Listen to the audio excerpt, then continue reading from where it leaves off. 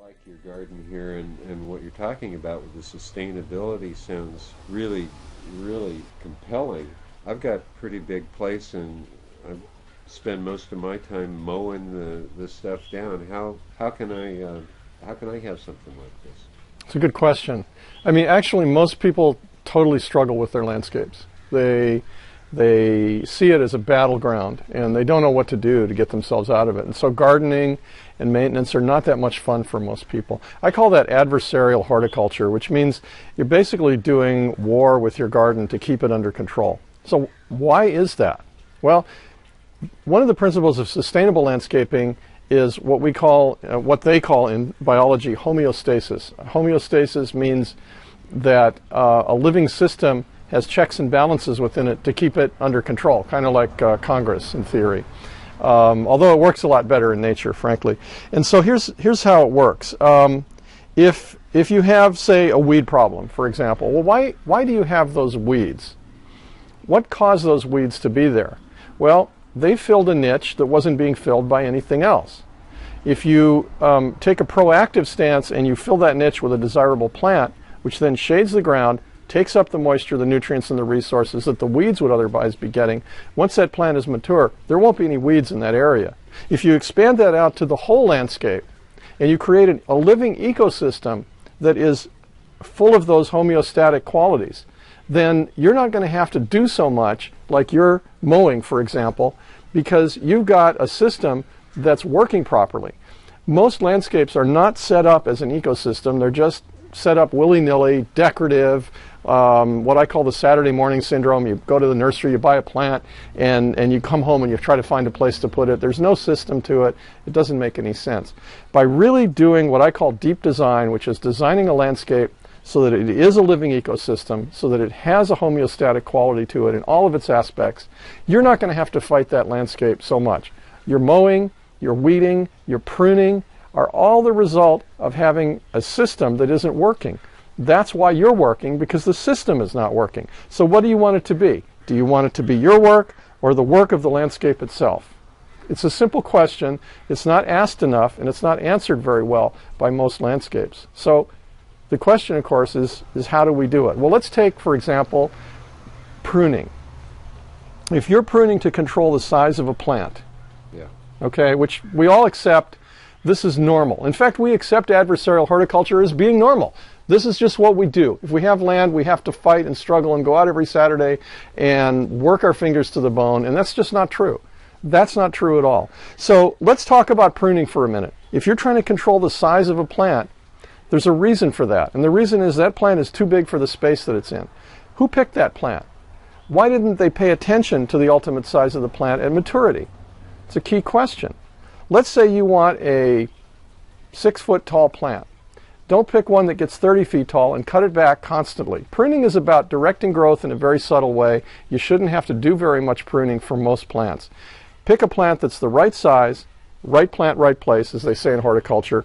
Give it the conditions it needs and leave it alone. Now this has cost implications as well, because let's say you're actually paying your gardener to prune that plant. All right.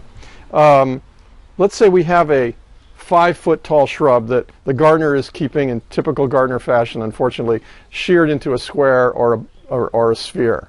Or a poodle. Or a poodle or whatever. And it doesn't really even look that good. But everybody accepts that. I mean, you see landscapes that are all geometrically sheared, and sometimes there's an art thing that's nice, but mostly that's just done because, wow, these plants are getting too big. Tell the gardener to do something. The gardener gets out the hedge clippers and turns it into massive green geometry. There's really no need for that, okay? And cost-wise, check this out. If your gardener spends 15 minutes trimming that shrub, and you're paying him, say, $35 an hour, which is about the going rate here for a real professional gardener, you're looking at about $10 with the hauling and the dump fees and whatnot to manage the size of that plant. You don't just do that one time, because you can't train plants like you can train the dog. They're going to continue to try to get big because they have a genetic destiny to do that. That's what they're going to do. So, and a month later, you've got to do it again. And then a month later, you've got to do it again and throughout the entire growing season. For us, that's virtually 365 days a year. If you're in a colder climate, it's shorter. You're still paying over and over and over again. We calculated here that in Southern California, and of course your mileage will differ depending on where you are, because of our long growing season, if you're trimming a plant 10 times a year and it's costing you $10 per trimming, that's $100 a year. If you do that for 20 years, okay, that's $2,000.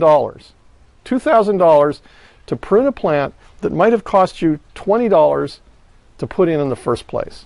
Okay? Now, that's one plant. Let's say you've got 10 of those.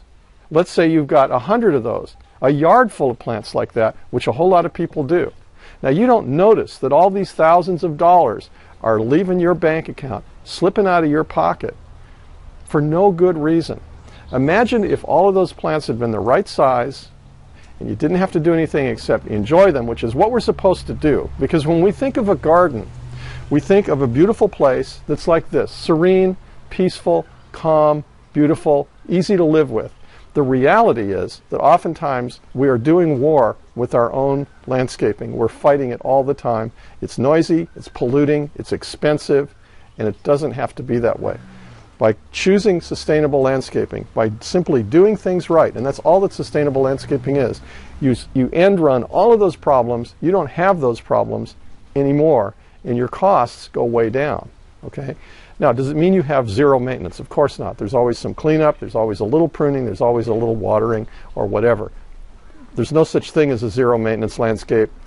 If you want that, move to a high rise and let somebody else deal with it. But we can get the cost down and the effort down to a small fraction, usually about a fifth, and this has been proven. And we can talk about this sometime in a real place where they've taken two gardens and compared the two over several years. And the sustainable garden compared to a traditional garden, which is lawn and high water use plants and no mulch to keep the weeds down and so forth, the cost difference is about 5 times, which means the sustainable landscape costs you 1/5 of what the traditional landscape costs. There is no reason not to do this, even if you don't like the environment for some reason and you eat spotted owls for breakfast just to be spiteful. It doesn't make any difference. Even if you're just a cheapskate, you should do this because it's cheaper. So there's no downside to this whatsoever, and there's so many positives that it just doesn't make sense not to do it. Well, I definitely fall into the cheapskate category. Is there any way that we can go about turning our expensive ornamentals into a food forest? Absolutely. Now, let's talk from the beginning. You've got something now, and you feel that let's just talk about cost, although obviously all the other benefits accrue as well. When you start doing things right, and you do them right on all levels, you start getting all the benefits. But just from the standpoint of cost, let's say you're concerned about cost. And you know, we're all cheapskates these days. I mean, let's face it, the economy right now has put a lot of people into the category of cheapskate who might have been spending a lot of money 2 or 3 years ago, and that's fine. Where do you start? You've got a yard that has a lot of turf. You've got a yard that has a lot of inappropriate plants. They're too big. They use too much water. They need constant pest and disease control, constant care. How do you get a grip on this? Well, there's a plan for this, and we call it the bootstrapping plan, and it's starting with the things that are behavioral. Let me give you an example. Let's say your water bill is too high. Okay? $385 last month. Okay. And it rained. And it rained. Okay. And as it gets hotter, it's going to be even higher. So how much of that water bill is necessary for the plants and how much of it is waste? Well, studies have shown that 50% or more of applied water in a typical residential landscape is wasted. It's unnecessary, and it's either wasted through overwatering or through runoff, or the water drifting out of sprinkler heads, which atomize the water and make it all blow away. Whoa. Waste, waste, waste. It's everywhere. Like 60% of residential water goes onto the ground outside. You mean that we're wasting 30% of our this? We don't have any? Exactly. And that's not just true in Southern California. That's true all over, well, anywhere they garden, all over the United States and all over the world. Why? Because of bad water management, because people simply don't understand how to water. And it's fun to water, right? I mean, you get out there a hot day and you stand around with a hose or you turn the sprinklers on. We like everything to be wet. We're not asking the question, what do the plants like? That's the question to ask. So let me go back to this saving money thing. Okay, we start with behavioral things like turn that controller down. You know, why is it set to water 4 times a week? Those plants probably don't need that much water, and that's a really, really important thing.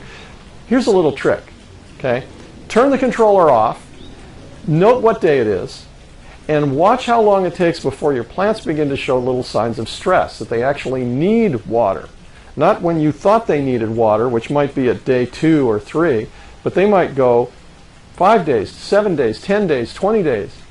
They will not just fall over dead instantly because you turned that controller off. People are afraid to do it. Now, you want to keep an eye on things as you do this, but let me tell you something. When you do that, or you turn the controller down, you begin to learn the actual water needs of your plants. Your plants will tell you when they need water. There are simple signs of drought stress, like leaves curling down, losing a little sheen, not growing quite as much, losing some of the older leaves. Those are the early signs of drought stress, and you can actually see those coming and see that water need coming. And then you can readjust your controller for appropriate watering. That's one simple step. It didn't cost you a penny. If you don't have a controller and you're doing it by hand, simply do it manually. Just back off the watering and watch and see what happens. Didn't cost you a cent. Check your water bill next month. Instead of $385, maybe it'll be $200. Okay? Now, this is where the bootstrap thing comes in, okay? You start with that, and let's say you save $100. That's a reasonable thing to expect given your particular circumstance, because $385 is a lot of money for the cool place. You have a big place, but let's cut it back, and let's say we just save you $100 every month, and that's an average, and so that's $1,200 a year. At the end of a year, you've ut $1,200 that you didn't have before. It's in your bank account. Okay, so instead of going out and spending it on, you know, a new car or something, put it in the bank, save it up. At the end of the year, you've got enough money there. It's not much, but it's enough to then go to the second stage, which is what we call minor infrastructure changes. What does that mean? Well, let me give you a couple examples. If you have a sprinkler system, an overhead sprinkler system, and it's got little spray heads that shoot up and shoot maybe 15 feet, very typical system, you can actually replace the nozzles now with a little mini rotator nozzle that has a much lower, what we call a precipitation rate. And that just means it applies the water more slowly. And it's in streams. They're very pretty. They come out and they rotate around, and the streams follow each other. It doesn't blow away as easily. The coverage is more even. It's putting the water on more slowly, so it's not running off onto the sidewalk and into the street. You're going to have still further reductions in your water use. So you spent a little money. Maybe you spent a couple $100 on nozzles out of that $1,200 that you had.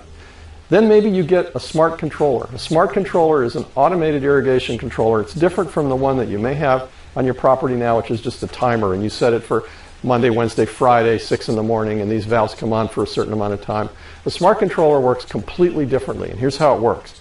It actually gets signals from a weather station, which could either be up on the eaves of your house or somewhere else on the property, or it could actually be a community weather station that's sending signals to a central computer. Then that set of weather station signals is translated into a watering program that's, believe it or not, is beamed up to a satellite and is downlinked to your controller, which has a little antenna on it. This is real space-age stuff, watering from outer space, and it reduces water use by 25, 50% or more in some cases. What that means is you're going to spend a few $100s on this controller, and now your water bills are going to come down still further. So these are examples of second stage minor infrastructure changes. Now you're going to bank that money again for a year or two, and it's going to start to bootstrap or pay up a way to make more ambitious changes, like maybe reducing your lawn area or getting rid of your lawn entirely, or doing something with those areas that you're mowing and weed whacking now.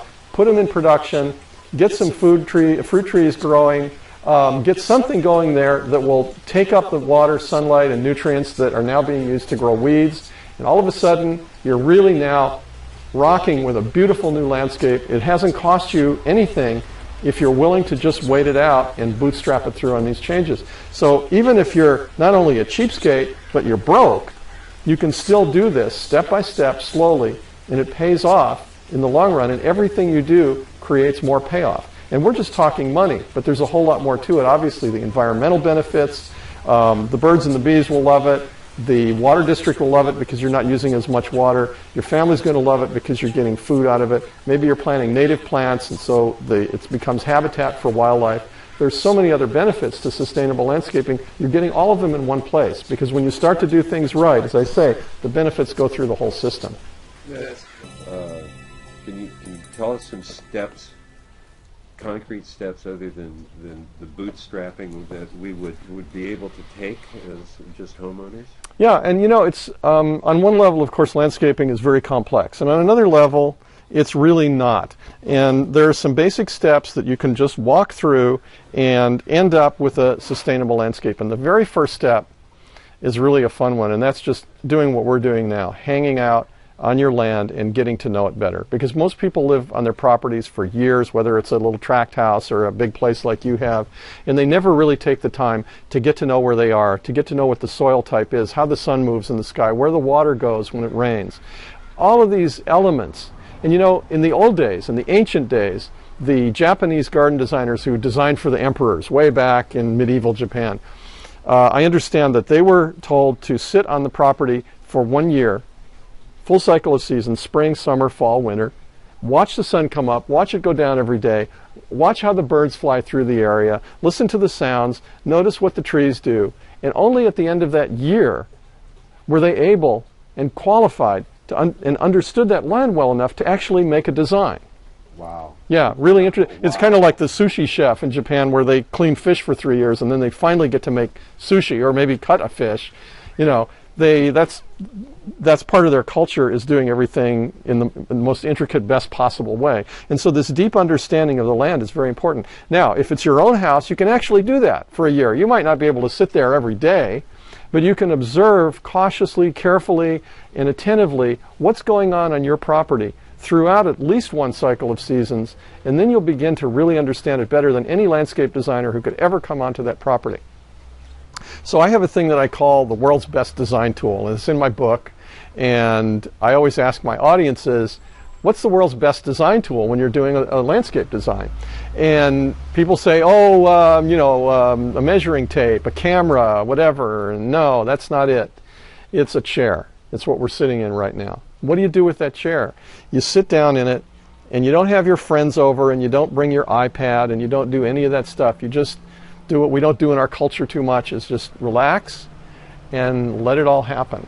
And if you've ever done this, you know that it's absolutely amazing what happens, because you start to notice things that you never noticed before. Maybe you've been on your property for 10 years, 20 years, 30 years, and all of a sudden you realize, wow, there's a tree in the distance that's really beautiful, or there's really a lot of noise coming from my neighbor's property, and I'd like to do something about that.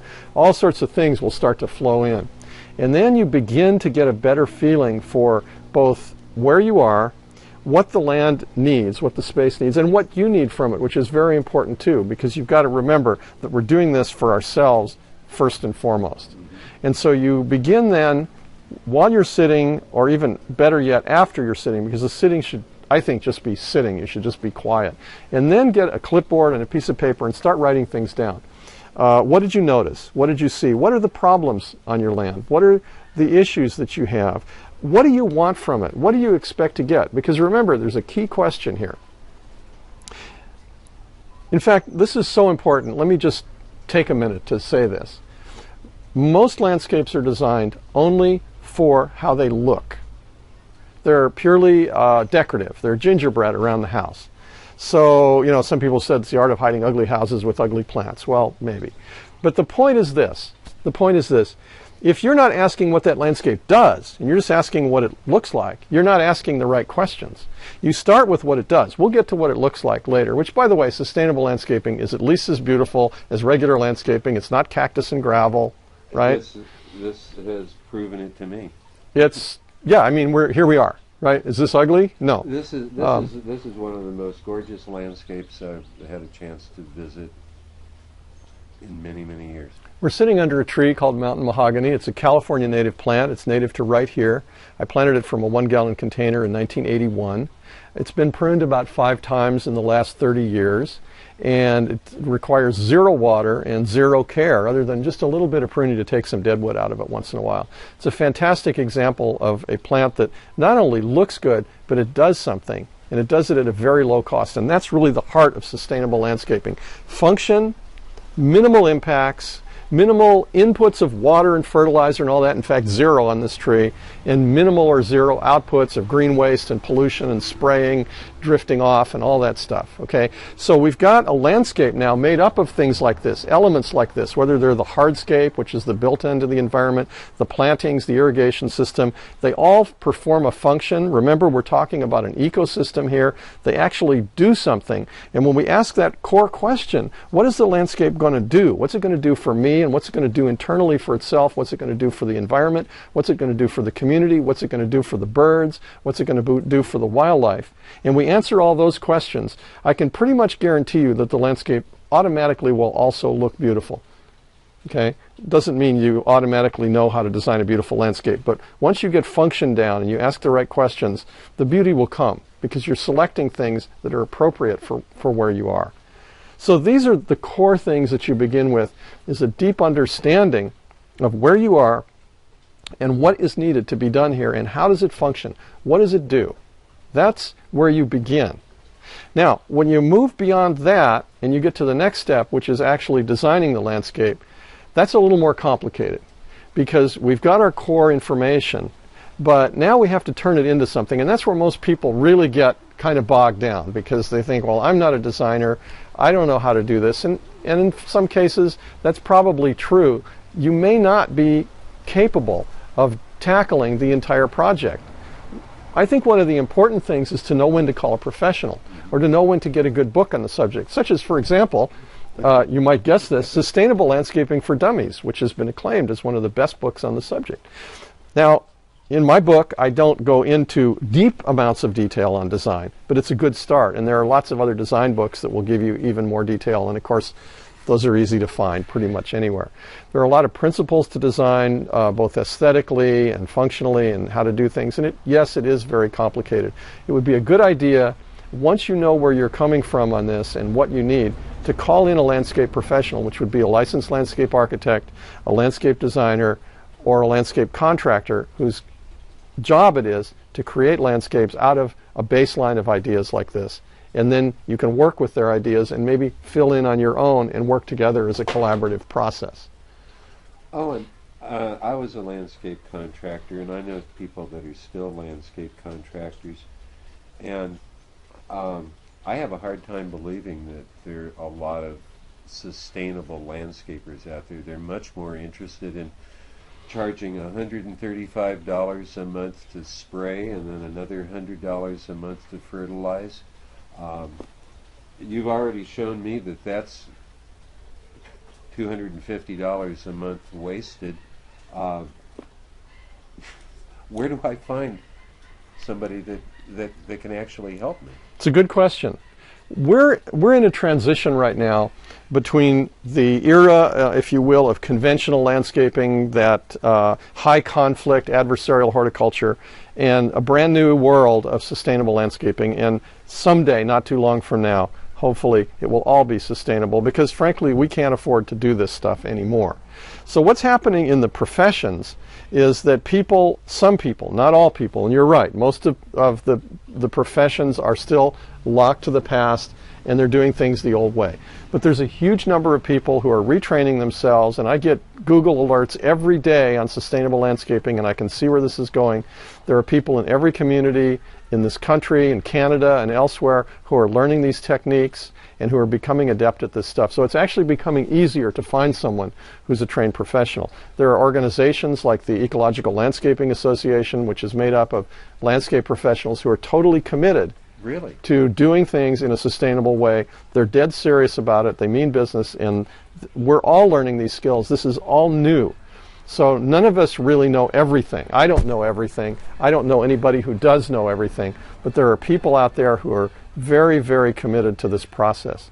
So finding those people, can sometimes be challenging. You could start with Ecological Landscaping Association as an example, and interviewing people and asking some core questions about what they plan to do. If they're telling you that they want bare ground and overhead sprinklers, and they don't believe in drip, and they want to put in a lot of high water use plants and tons of lawn, that's probably not your sustainable landscaper. That's not the guy or girl or woman who's going to really be able to pull this off. This is a special new set of skills that we're learning. Is it possible that you could supply us with a list of references where we could start looking, that we could Sure. make available to Absolutely. And people, organizations, books, videos, everything. What we're doing in this series is trying to be encyclopedic and expand people's awareness and give people the basics of how to make this all happen. So this will all unfold as we continue our conversation, and I'll certainly be happy to make everything available to viewers that there is out there, because we need all the information. And I think once you find that once you begin to actually learn this and process this and get involved, it's so much fun. It's so much more interesting than that old lawn and turf, which was so boring. You're just going to get drawn into this in a really nice way, and you realize, why didn't I do this 20 years ago? Well, it didn't really exist 20 years ago. Here we are, brand new world. You can be part of this. There's nothing mysterious about it. It's basically about doing things right. Thank you so much. It's really nice to see that people are beginning to accept that you can eat your landscape. Exactly. And surprisingly, there still are rules in many, many places, in homeowners associations, planned communities and so forth, that you cannot grow food, or you can't put native plants in, and you can't tear up your front lawn, because it's all got to look suburban and proper. And there's a place for proper, and certainly, again, we're not talking about creating ugly landscapes. Nobody wants that. But that is still the case, unfortunately. And in my book, as a matter of fact, when I mention food growing in this issue, I actually say, if you are really committed to this and you're in a situation, a community or a neighborhood where you can't grow food, and you want to break the rules and put some broccoli out in your yard and go to jail for it or whatever, then that act of civil disobedience is going to help move your community forward. So interestingly enough, I think I have the first dummies book that advocates civil disobedience. They actually went for that. I was quite surprised, frankly. But it's a very important issue. Let me tell you something. Most people don't know this, and it's a shocking statistic, and it's true, and you can look it up. Lester Brown, the World Watch Institute, has done some studies, and they found that there's a 3-day food supply in most urban areas. 3 days. On the 4th day, we're out of food. On the 4th day, we're eating what? Well, on the 4th, each other, or the grass, or we don't know what, ivy or something. That's not going to work. On the 4th day here, I'm going to eat my yard, and I'm going to be able to enjoy the food that I have grown here. I'm also drying things in a dehydrator and preserving things. I'm going to be okay for quite a while. A 3-day food supply is a scary thing. We take it for granted that we can always go to the supermarket and get what we need. And it's all dependent on fossil fuels. It's dependent on cheap energy. It's dependent on stable social conditions, and all those things can change in a moment's notice. So why not create resilience for yourself? And if your neighbors don't understand it, tell them about the 3-day food supply, because it's important, and that will definitely get their attention. So yes, you came up against this 40 years ago. People are still coming up against it today, and we all have work to do to make this happen. Now, the good news is that it's changing all over. San Francisco just recently legalized and endorsed the small farming that's going on in the city. It had been technically illegal. And Oakland and some other areas in the Bay Area, it's now possible, with the blessing of the cities, to grow and sell your own food. Detroit, talk about a stricken city, a place that's got a lot of problems. They're tearing down entire neighborhoods, and they're restoring it to small urban and suburban farms. Okay? But there's another key point here that I think is very important, and that's the average homeowner living in a house like this. This is a suburban house. Which I describe or define as a house surrounded by some land. And you've got land north, south, east, and west of the house. The house is usually in the middle of the property. Most of the suburban developments are built on former agricultural land, and much of it is some of the best land in the world for growing food. We're growing ornamentals. Why the heck are we doing that? Why don't we go back and start growing food? We have, as suburbanites, if you will, we have the greatest opportunity of anyone, to create a sustainable system. Because we have land, we have a water infrastructure, we have everything we need to create paradise. That's what I've tried to do here, is create a paradise. And you notice it's not all food. Some of it's native, some of it's ornamental, some of them are tropical, high water use things, as we saw with the fountain and the bamboo. Well, okay. The net total of this is a highly useful, highly productive, and very beautiful landscape. And you can do this too. It's not that hard to do. There's another step beyond that, as a matter of fact, which is getting together with your neighbors, creating what we call a food shed, which simply means your neighborhood is growing a balanced diet for everyone. It doesn't mean you have to do everything yourself and grow every single element and have 130 things like I do. I just happen to like to grow things. Let's say you only want to grow 3 or 4 things, a couple fruit trees, a particular crop that you're interested in. Get together with your neighbors and tune the neighborhood for a balanced diet so that somebody is growing something on their land that's useful for everyone. And then you do what we did here in Santa Barbara. We come together, we bring our produce, usually on foot or by bicycle, to a central location in the neighborhood, which is somebody's garden. I'm going to be doing a garden tour here this Sunday, actually, for what we call used to be called the Mesa Exchange. Now it's the Santa Barbara Food Not Lawns program. We have 16 of these cells throughout the community here. People come together, they meet their neighbors, they bring their plums, they bring their citrus, they bring their broccoli, they bring whatever, they bring seeds, plants, baked goods, anything out of their yard. They share, they enjoy the time, the kids come along and they get to know each other. All of a sudden, people feel so much better about their neighborhood, about their neighbors, they feel safer, they have new friends. So it works on a social level as well. And now we have a community that's sustainable. We don't just have a sustainable landscape, we have a sustainable neighborhood. And then when we go out from there, then pretty soon we have a sustainable city. And this is why the suburbs are so important. If you live in a high density area, like Manhattan or Hong Kong or somewhere like that, where people are packed in, they're put up in high rises, and we're told to believe that high density is an environmentally good thing. It may be, but oftentimes it's not, because here's why. Everything that those people need has to be brought in, and all the waste has to be taken away, and they are helpless. They are helpless when it comes to providing for themselves. They can't grow any food. All they can do is go to the store and get it. Where did that food come from? It came from 100 miles away or 1,000 or 5,000 or 10,000 miles away, and it was trucked in or sent in on an airplane.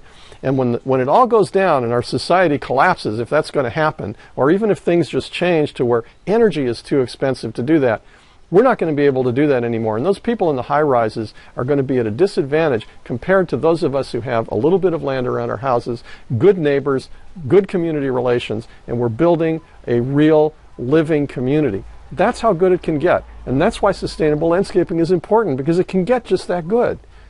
And it's an amazing thing when you live through it. You can't believe how good it can get. And you wonder, why did I ever have a lawn in the first place?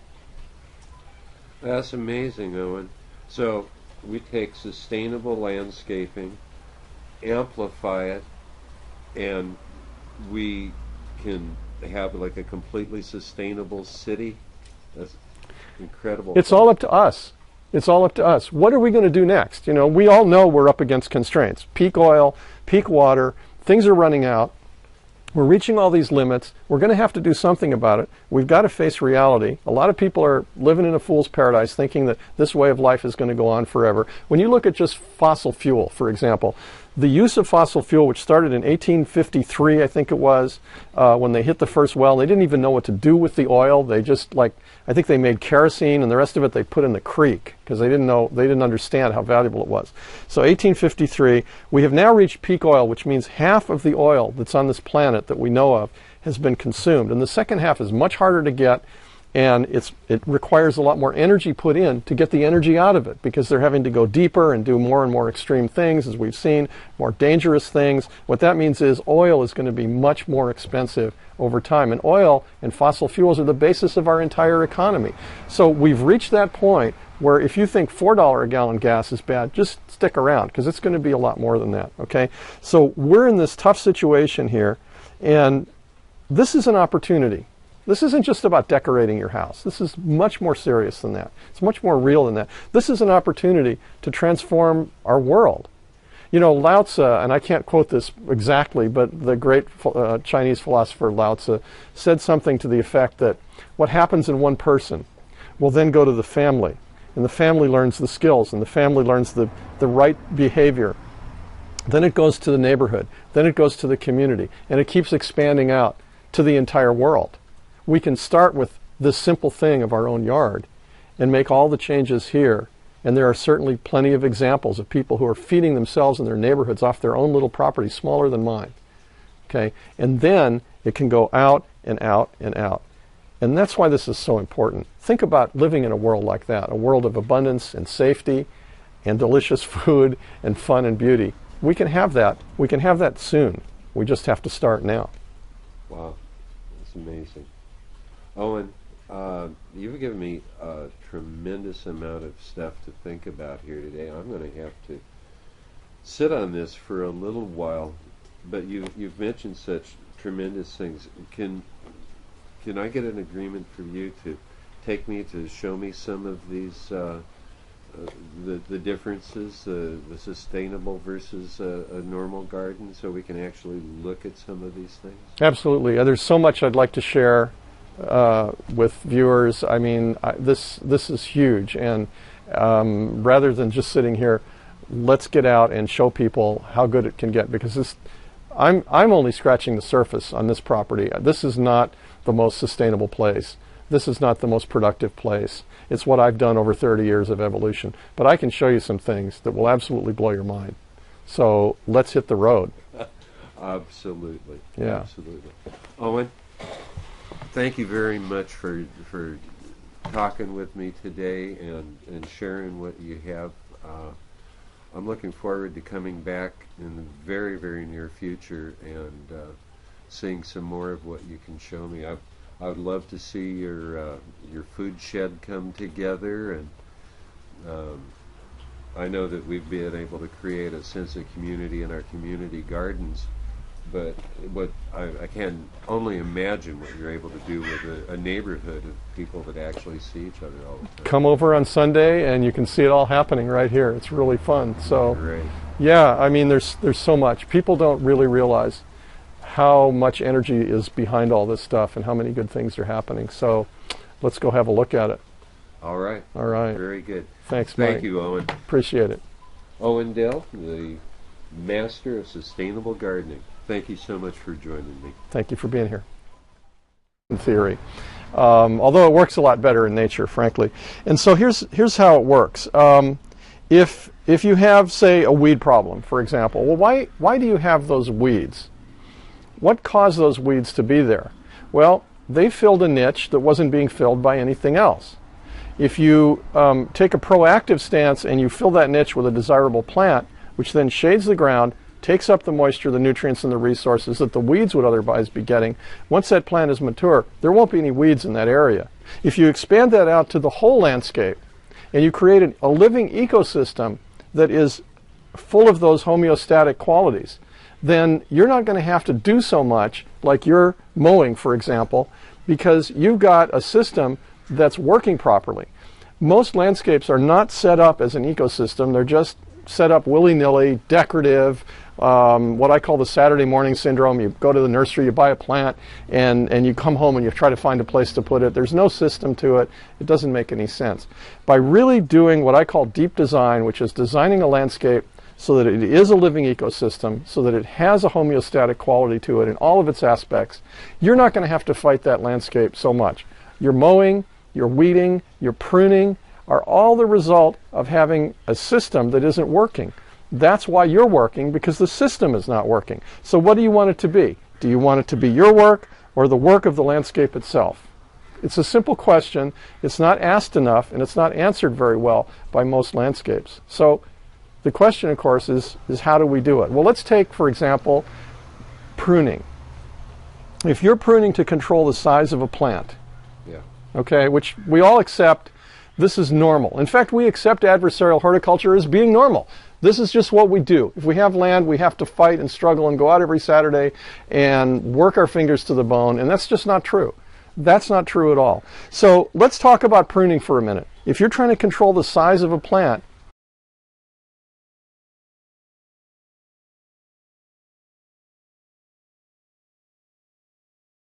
like your garden here, and what you're talking about with the sustainability sounds really, really compelling.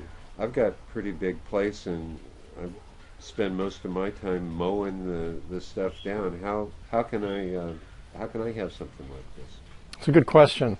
I mean, actually, most people totally struggle with their landscapes. They see it as a battleground, and they don't know what to do to get themselves out of it. And so gardening and maintenance are not that much fun for most people. I call that adversarial horticulture, which means you're basically doing war with your garden to keep it under control. So why is that?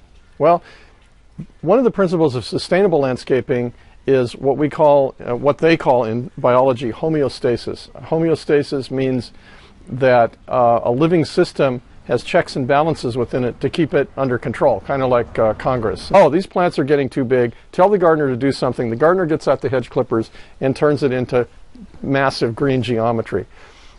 There's really no need for that, okay? And cost-wise, check this out. If your gardener spends 15 minutes trimming that shrub, and you're paying him, say, $35 an hour, which is about the going rate here for a real professional gardener, you're looking at about $10 with the hauling and the dump fees and whatnot to manage the size of that plant. You don't just do that one time, because you can't train plants like you can train the dog. They're going to continue to try to get big because they have a genetic destiny to do that. That's what they're going to do. So, and a month later, you've got to do it again. And then a month later, you've got to do it again, and throughout the entire growing season. For us, that's virtually 365 days a year. If you're in a colder climate, it's shorter. You're still paying over and over and over again. We calculated here that in Southern California, and of course your mileage will dip, there's a reason for that. And the reason is that plant is too big for the space that it's in. Who picked that plant? Why didn't they pay attention to the ultimate size of the plant at maturity? It's a key question. Let's say you want a 6-foot tall plant. Don't pick one that gets 30 feet tall and cut it back constantly. Pruning is about directing growth in a very subtle way. You shouldn't have to do very much pruning for most plants. Pick a plant that's the right size, right plant, right place, as they say in horticulture.